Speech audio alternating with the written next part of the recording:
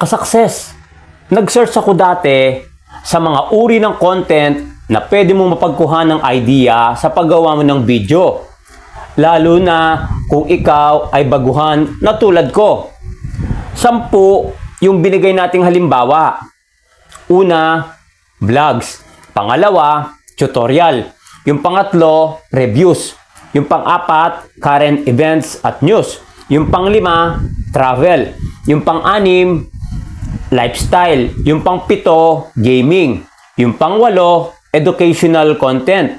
Yung pang-9, entertainment. Yung pang-10, interviews at podcast.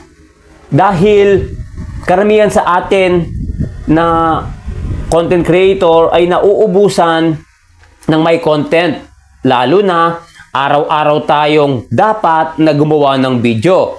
Ikaw ba, sa palagay mo, anong uri ng content na babagay sa'yo yung para hindi ka maubusan ng idea sa paggawa mo ng video? May napili ka na ba sa mga nabanggit natin? Or ginagawa mo na pala?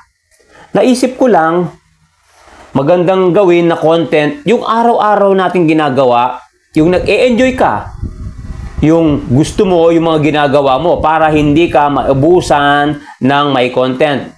Sana nakatulong itong video ito guys para magkaroon ka ng idea sa paggawa mo ng content kasi as a baguhan na content creator, kailangan araw-araw nag-upload tayo ng video. Yun lang guys. Maraming salamat, kasukses. Kita-kits tayo sa susunod na mga video. Maraming salamat. God bless. Thank you and bye-bye po.